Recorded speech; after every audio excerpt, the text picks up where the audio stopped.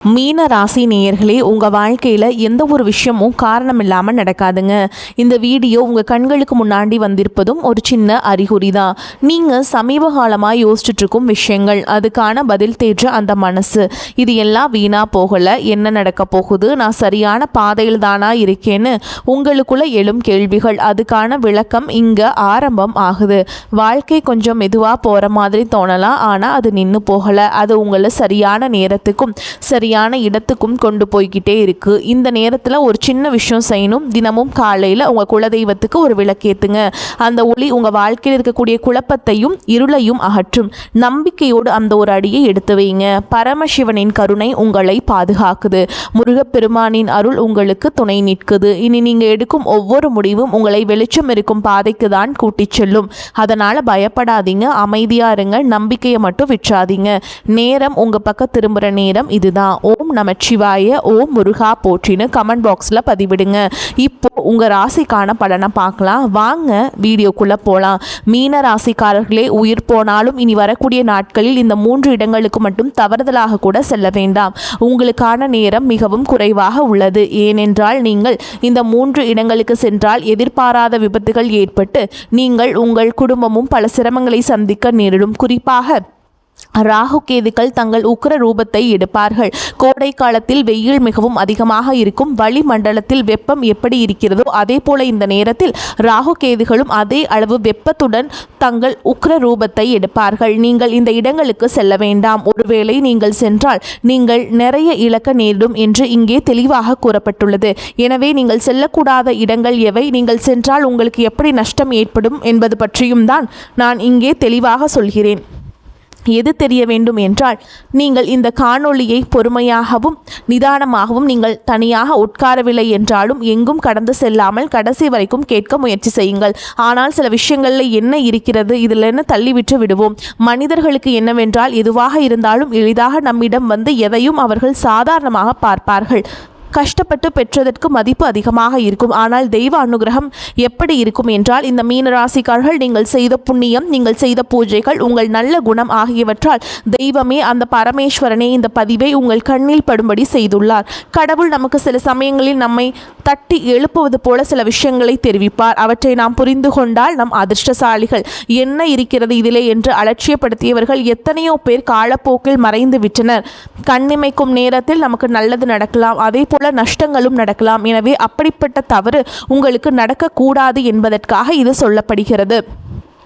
அந்த பரமேஸ்வரனை என் உறவத்தில் உங்கள் முன் கொண்டு வந்துள்ளார் என்று நினைத்தும் எங்கும் தவறாமல் பாருங்கள். இப்பொழுது நாங்கள் சொல்லும் இந்த 3 இடங்களுக்கு மட்டும் செல்ல வேண்டாம். அதே போல செல்ல வேண்டிய இடங்களையும் சொல்லியிருக்கிறேன். அங்கு சென்றால் இனி வரக்கூடிய நாட்களில் உங்களுக்கு நன்றாக அமையும். அதே போல் இந்த காணொளியை பார்ப்பதற்கு முன் ஓம் நமச்சிவாய என்று கருத்துக்களை பதிவிடுங்கள். தயவு செய்து இந்த பதிவிற்கு உங்கள் ஆதரவை தாருங்கள். ஏனென்றால் நீங்கள் உங்கள் விருப்பத்தை தெரிவிப்பதன் மூலம் இது மேலும் சில மீனராசி நண்பர்களுக்கும் சென்றும் அவர்களுக்கு பயன்படுத்திக் கொள்ளும் வாய்ப்பை ஏற்படுத்தியவர்கள் ஆவீர்கள். அதன் மூலம் அந்த பரமேஸ்வரன் உங்களுக்கு ஏதோ ஒரு ரூபத்தில் நிச்சயமாக உதவி செய்வார். ஒருவரின் ஆதரவு 4 நண்பர்களுக்கு சென்றடைய உதவியாக இருக்கும். அவர்களையும் அவர்களின் குடும்பத்தையும் நீங்கள் காப்பாற்றியவர்கள் ஆவீர்கள் என்பதால் உங்கள் ஆதரவை தாருங்கள். இனி தாமதிக்காமல் விஷயத்திற்குள் செல்வோம். மீனராசி என்பது ராசி சக்கரத்தின் 12வது மற்றும் இறுதி ராசி. மீனராசியின் அதிபதி முழு சுப கிரகமான குரு பகவான் ஆவார். பூரட்டாதி நட்சத்திரம் 4ஆம் பாதம், உத்திரட்டாதி நட்சத்திரம் 1ஆம் பாதம், 2ஆம் பாதம், 3ஆம் பாதம், 4ஆம் பாதம், ரேவதி நட்சத்திரம் 1ஆம் பாதம், 2ஆம் பாதம், 3ஆம் பாதம், 4ஆம் பாதங்களில் பிறந்தவர்கள் இந்த மீனராசியை சேர்ந்தவர்கள். இந்த மீனராசிக்காரர்களை நாம் பார்த்தால் அவர்கள் இயல்பாகவே மிகவும் மென்மையானவர்கள், இரக்க குணம் கொண்டவர்கள் மற்றும் ஆழமான ஆன்மீக சிந்தனை படைத்தவர்கள். குரு பகவானின் ஆதிக்கம் இருப்பதால் இவர்களுக்கு எப்பொழுதும் மற்றவர்களுக்கு உதவி செய்ய வேண்டும் என்ற எண்ணம் மேலோங்கி இருக்கும்.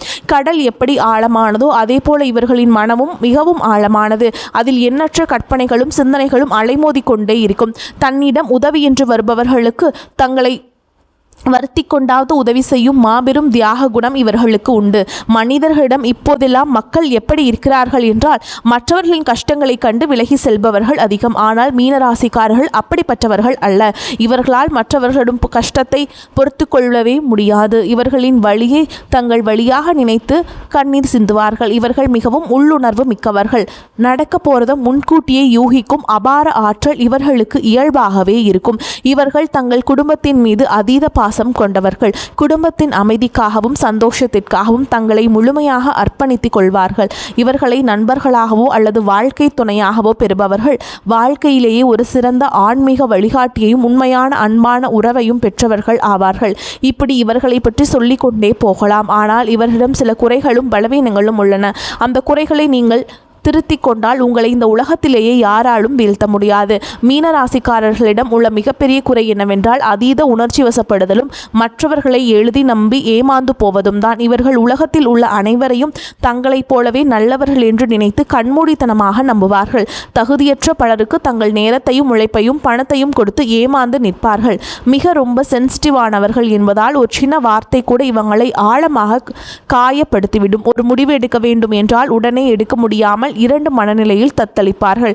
கஷ்டம் வந்தால் அதை எதிர்கொள்வதற்கு பதிலாக அதிலிருந்து தப்பித்து ஓட நினைப்பவர்கள் அல்லது தங்களுக்குள்ளேயே புழுங்கி தவிப்பவர்கள். சில நேரங்களில் அதீத கற்பனையால் நிஜ உலகை மறந்து வாழ்வார்கள்.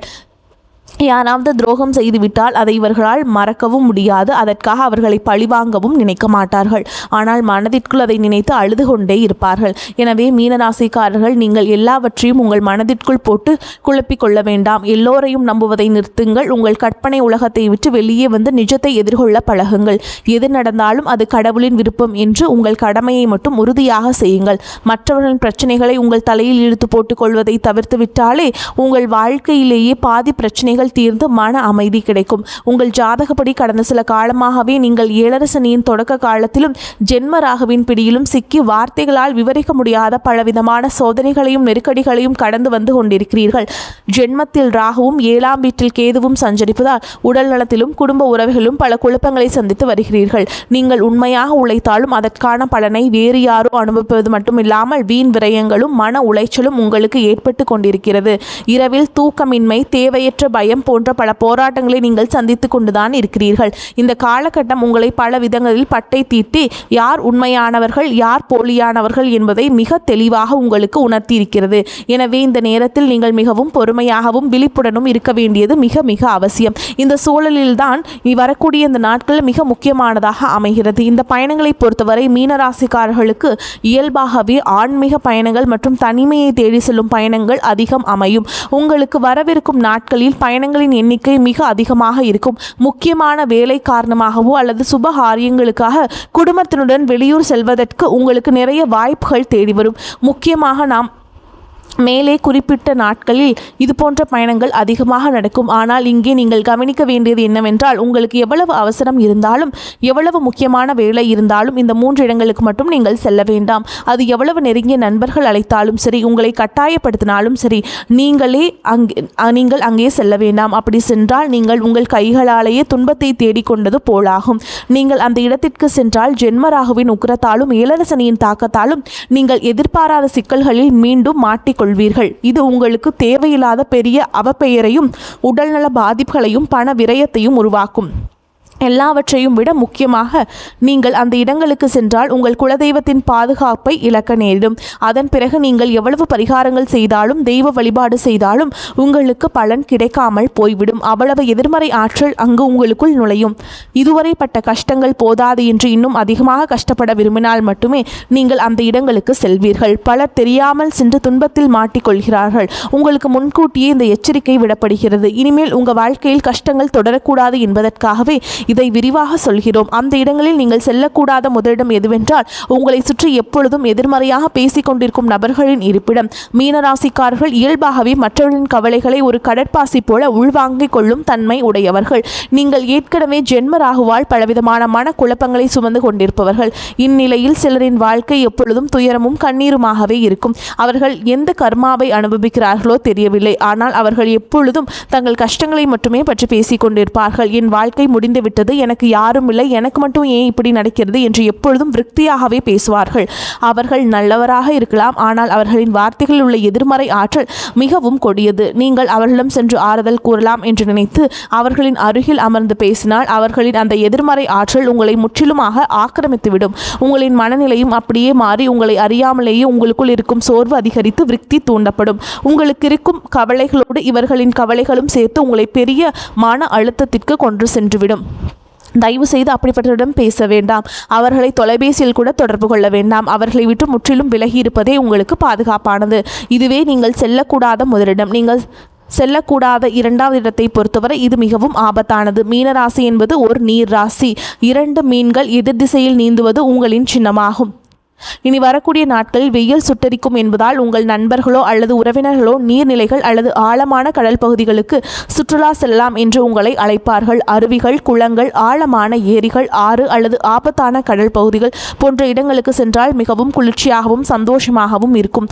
மன அழுத்தம் குறையும் என்று அவர்கள் உங்களை வற்புறுத்துவார்கள். ஆனால் இப்பொழுது நாம் குறிப்பிட்ட இந்த நாட்களில் நீங்கள் அப்படிப்பட்ட ஆபத்தான இடங்களுக்கு செல்லாமல் இருப்பதே உங்களுக்கு பாதுகாப்பானது.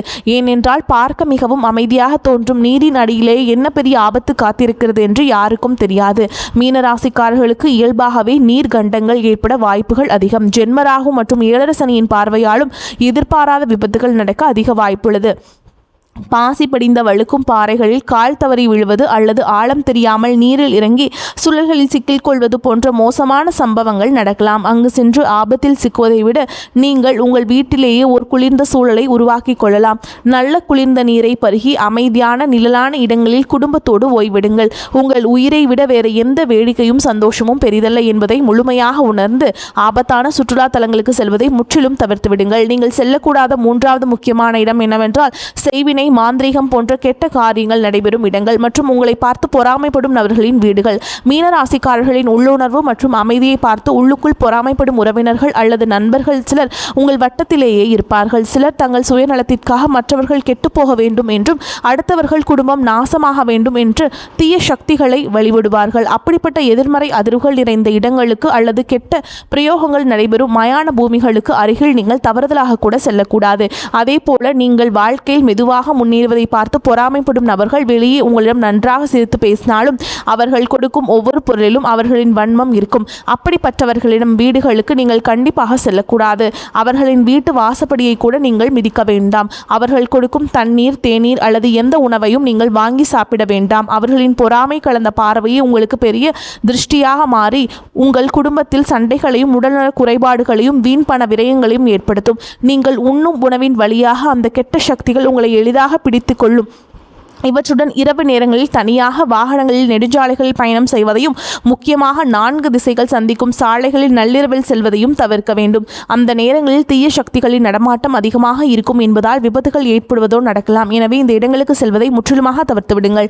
இப்பொழுது நீங்கள் செல்ல வேண்டிய இடங்கள் என்னவென்றால் உங்களுக்கு அருகில் உள்ள மிகவும் பழமையான சிவாலயங்கள், குரு தட்சிணாமூர்த்தி சன்னதிகள் அல்லது சித்தர்கள் ஜீவ சமாதிகளுக்கு செல்வது உங்கள் உயிருக்கும் உடலுக்கும் மிகவும் சிறந்தது. மீனராசியின் அதிபதி குரு பகவான் என்பதால் வியாழக்கிழமைகளில் குரு பகவானையும் சிவபெருமானையும் வழிபாடு செய்வது உங்களுக்கு பெரும் நன்மைகளையும் தரும். பழமையான கோவில்களில் எப்பொழுதும் ஒருவித தெய்வீக அமைதியும் நல்ல குளிர்ச்சியும் நிறைந்திருக்கும். அங்கு சென்ற இறைவனுக்கு குளிர்ந்த நீரால் அபிஷேகம் செய்து மஞ்சள் நிற மலர்களால் அர்ச்சனை செய்து முழு மனதுடன் வழிபாடு செய்யுங்கள். இதனால் ஜென்மராகு மற்றும் சனியால் ஏற்படும் சோதனைகள் குறைந்து உங்கள் மனமும் குளிர்ச்சியடையும். உங்கள் வாழ்க்கையில் உள்ள தடைகள் அனைத்தும் விலகும். இந்த ஏழை எளிய மக்களுக்கும் கல்வி பயிலும் மாணவர்களுக்கும் குளிர்ந்த தண்ணீர், நீர்மோர் அல்லது புத்தகங்களை தானமாக கொடுங்கள். ஆதரவற்ற முதியோர் இல்லங்களுக்கு சென்று அங்குள்ளவர்களுக்கு உங்களால் முடிந்த உதவிகளை செய்யுங்கள். வெயிலில் தவிக்கும் வாயிலா ஜீவன்களுக்கு, முக்கியமாக பசுகளுக்கு பழங்கள் மற்றும் தண்ணீர் அளியுங்கள். இந்த தர்ம காரியங்களை செய்வதன் மூலம் குரு பகவானின் முழு அருளும் சிவபெருமானின் ஆசீர்வாதமும் உங்களுக்கு பரிபூரணமாக கிடைக்கும். உங்கள் வாழ்க்கையில் இதுவரை இருந்த தடைகள், ஏழரை சனி மற்றும் ராகு கேதுகளின் துன்பங்கள் அனைத்தும் விலகி நல்ல முன்னேற்றமும் வெற்றியும் செல்வ செழிப்பும் மன அமைதியும் உங்களை தேடி வரும். மீனராசிக்காரர்களை நீங்கள் மிகவும் நல்ல உள்ளம் கொண்டவர்கள். அதனால்தான் இயற்கை உங்களை காப்பாற்ற முன்கூட்டியே இந்த எச்சரிக்கையை உங்களுக்கு வழங்கியுள்ளது. நாங்கள் குறிப்பிட்ட இந்த நாட்களில் நீங்கள் மிகவும் கவனமாகவும் முன்னெச்சரிக்கையாகவும் இருங்கள். கூறப்பட்ட இந்த 3 ஆபத்தான இடங்களுக்கு செல்வதை தவிர்த்துவிட்டு இறை வழிபாட்டிலும் தர்ம காரியங்களும் உங்கள் நேரத்தை செலவிடுங்கள். நிச்சயம் உங்கள் வாழ்க்கையில் இனி வசந்தம் வீசும். உங்கள் துன்பங்கள் அனைத்தும் காணாமல் போகும்.